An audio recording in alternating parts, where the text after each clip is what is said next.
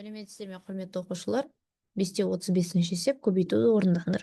Бізде формула бар. А минус Б, А плюс Б-ның көбейтіндісі бізде А квадрат минус Б квадратты береді, иә? Осы формулаға сәйкес қойып шығамыз. Сонда бізде М плюс Н, М минус Н ешқайсысын орнына ауыстырмаған. Тек қана формулаға саламыз. Сонда М квадрат минус Н квадрат болады екен. Келесі екінші есеп Q минус Б, Q плюс Б.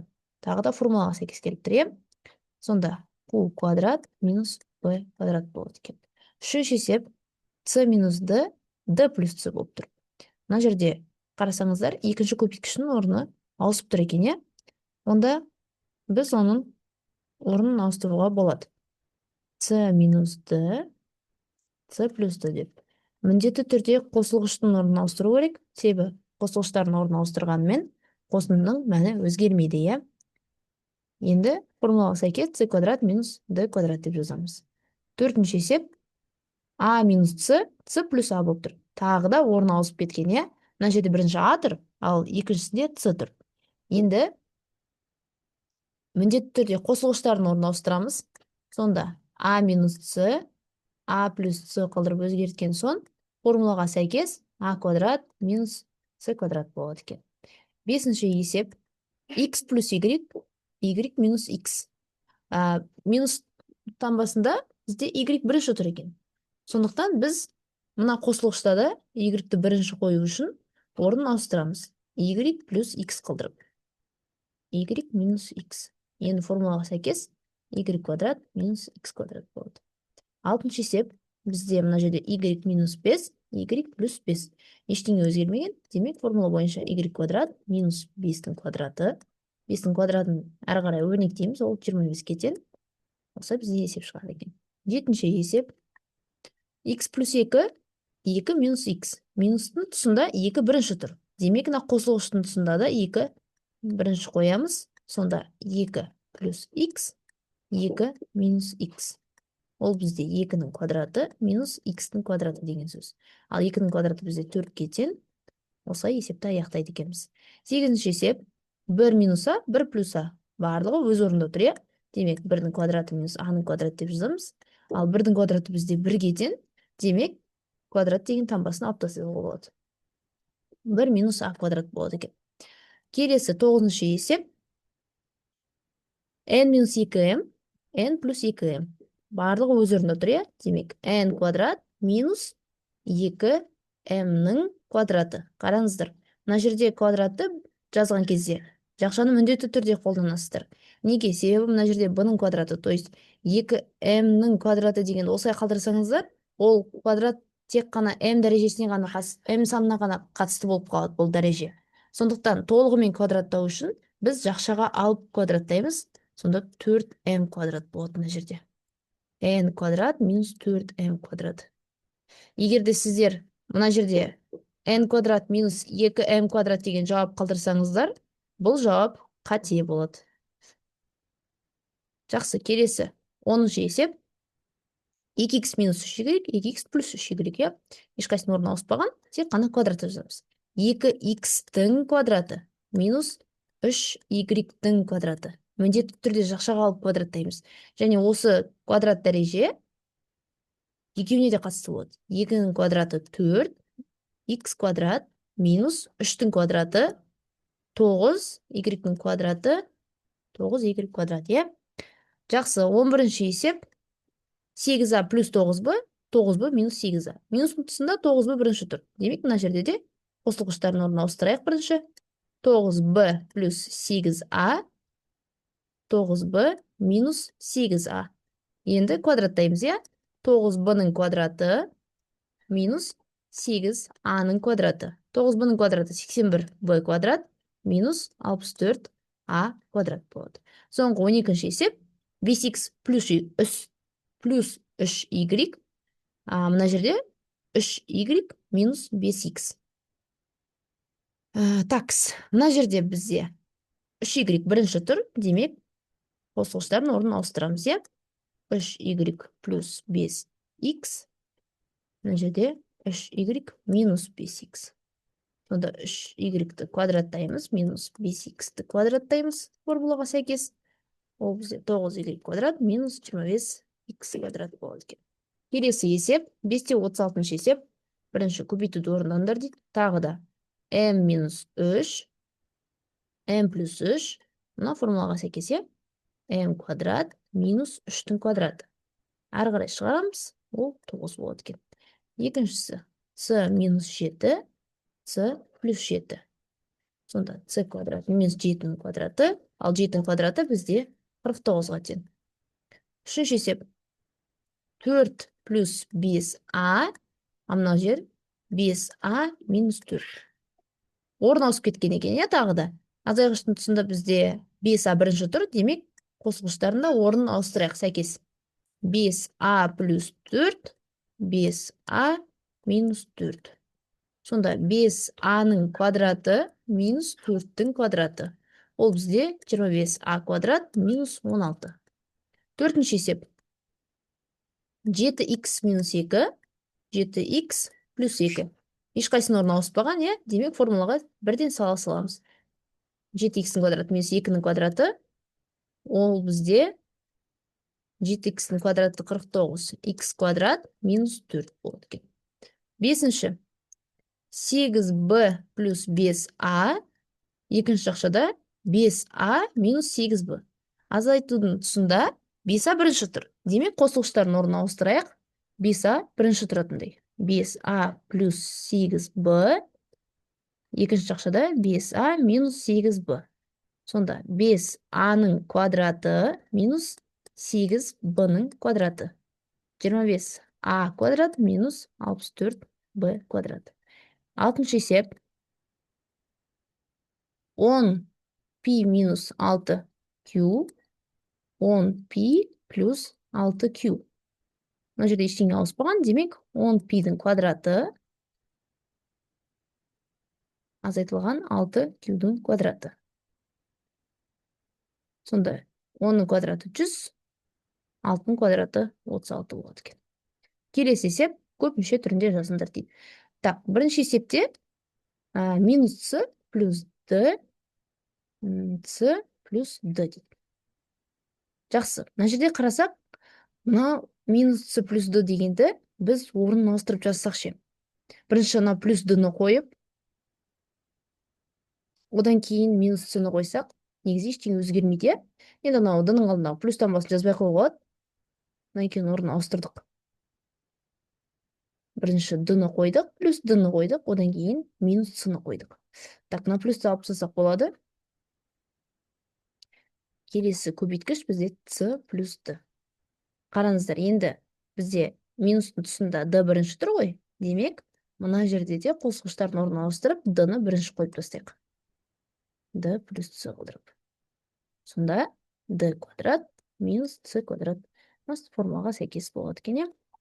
Екінші есеп тағы да солай екен. Минус a плюс b, ал екінші жақшыда b минус a екен. Жақсы. Бірінші мына екеуінің орнын ауыстырып көрейік. Бірақ таңбасын қараңыздар.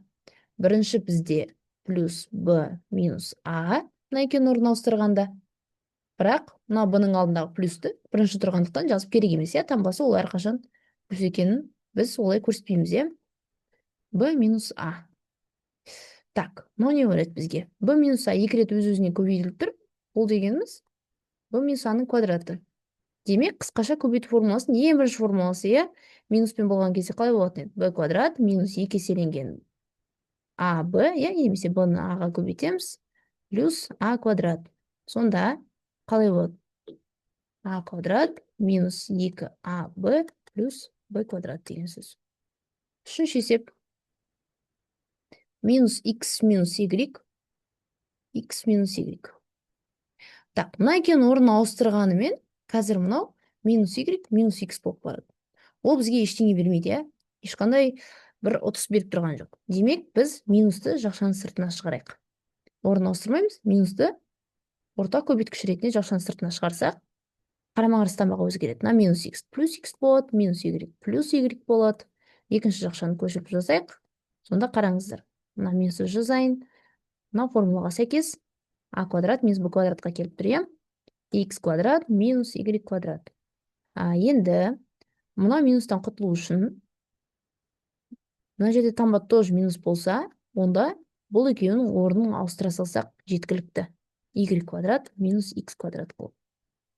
Неге? Себебі, мына жерге түсіндіріп кетсем болады. Мына жақшаны ашып көбейтейік бір-біріне. Сонда минус X квадрат плюс Y квадратты береді. Дұрыс па? Мына минус пен мына минустың көбейтіндісі плюс Y квадратты береді. Енді бұл қосылғыштардың орнын ауыстырып көрсек, біріншісі плюс Y квадрат, одан кейін минус X квадрат жазылды, иә? Ал мына плюсті жазып, бағанағыдай керек емес дедік, иә? Сонда алып тастасақ, жаңағы Y квадрат минус X квадрат. Осылай бізде Y квадрат пен X квадратты дәлелдедік. Енді мынаны жазудың қажеті жоқ деп ойлаймын. Бір көрсетін осылай жаттап алыңыздар, жақсы ма? Так, төртінші есеп. А плюс Б, екінші жақшада минус А минус Б дейдік. Так, мына жердегі минусты жақшаның сыртына шығарайық ортаға көбейткіш ретінде. Бірінші мына А плюс Б-ны көшіріп алайын. Енді келесі мына жердегі минусты алып тастағаннан кейін барлығы қарама-қарсы болып өзгереді ғой. Ол бізде А плюс Б болып өзгереді. Так, минус А плюс Б-ның квадраты, иә? Екі рет өз-өзіне көбейтіліп тұр. Бұл бізде мына формула емес. Бұл жерде формула болу үшін біреу минус, біреу плюс болу керек. Мына жерде екеуі де плюс болып тұр, демек өз-өзіне екі рет көбейтіліп тұр деген сөз. Минус А квадрат плюс 2АБ плюс Б квадратты беріп тұр. Онда минусы шығарып жүрсек, минус А квадрат минус 2АБ минус Б квадрат болады. Бесінші есеп. X минус Y, а мына жерде Y минус X. Бірінші бізде не істейміз? Мына жерде біреу X минус Y пен беріп тұр, біреу Y минус X квадрат пен беріп, X пен беріп тұр, иә? Былай істейік. Мынау екінші жақшадағыны орнын ауыстырайық. Орнын ауыстырсақ, Y-дің алдында көрінбейтін плюс таңбасы бар. Соны ұмытпаңыздар. Орнын ауыстырсақ, бірінші минус X плюс Y жазылады, иә? Енді мына минустан құтылу үшін жақшаның сыртына оны ортақ көбейткіш ретінде шығарып жүрейік. X минус Y-ді өзім жаздым, міне. Енді мынаны құтылсақ, X минус Y де өзгереді. Иә? Так, жақсы, ары қарай. Мынау бізде минус X минус Y-дің квадратын береді екен.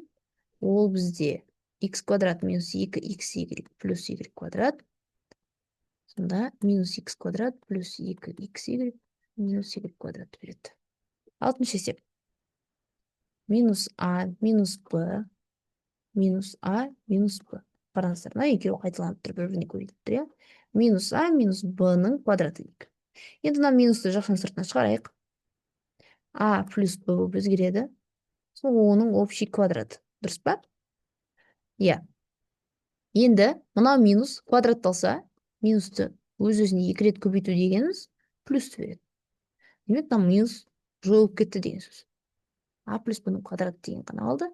Ол бізде қысқаша көбейту формуласының бірінші формуласы осылай болады екен, иә? Келесі 5-38 жерсек, көбейткіштерге жіктеңдер дейді. Енді мына жерде керісінше А квадрат минус Б квадрат, ол А минус Б, А плюс Б-ның көбейтісіне тең екенін көрсетіп тұр, иә?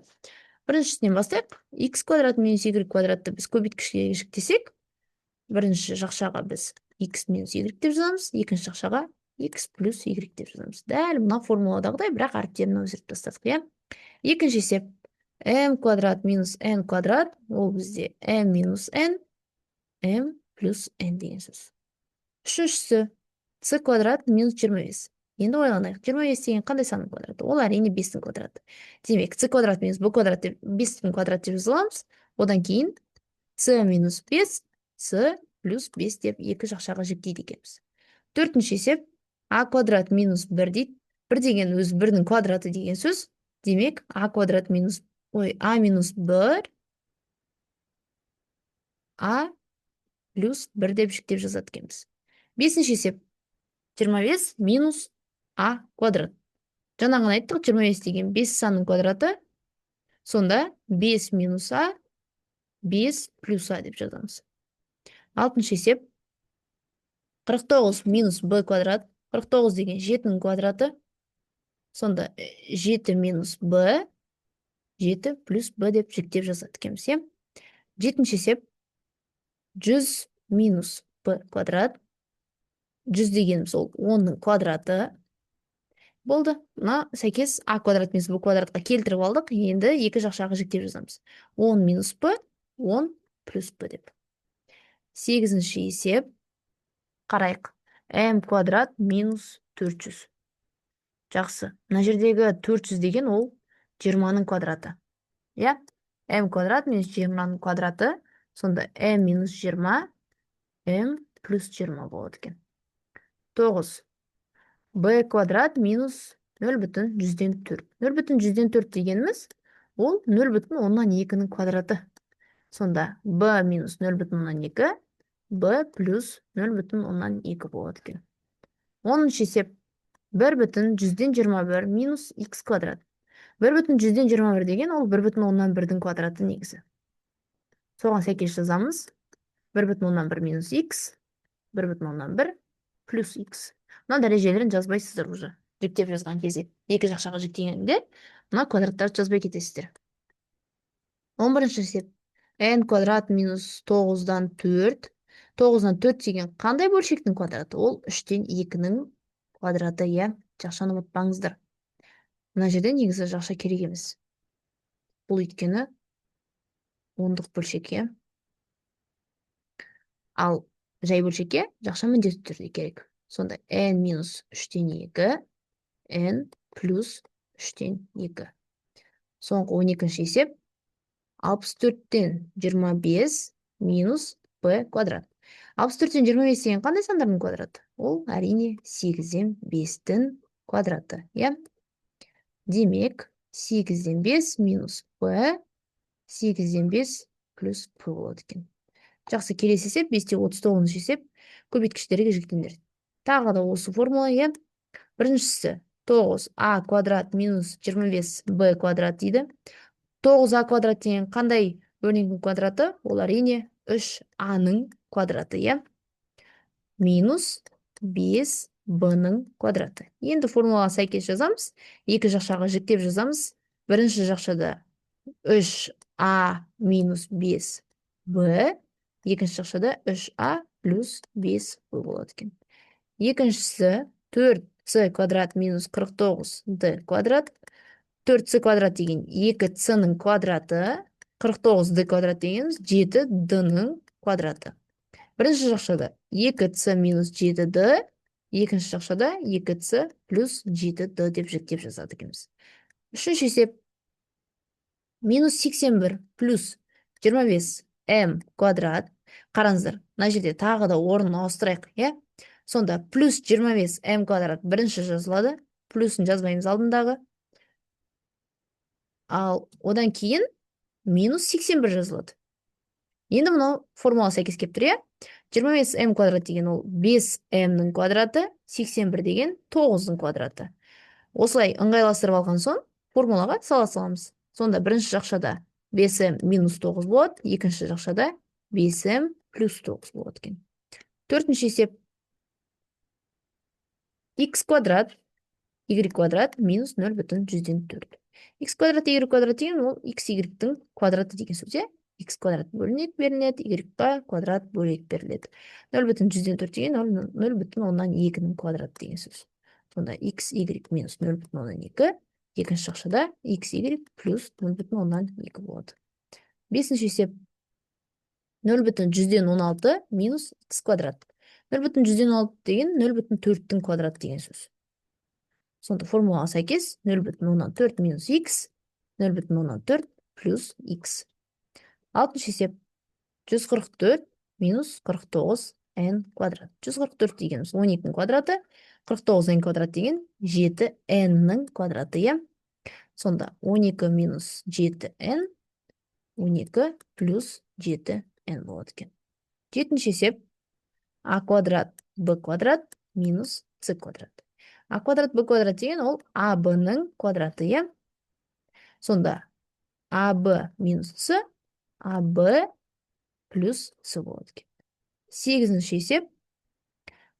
Б квадрат, Q квадрат минус 4К квадрат.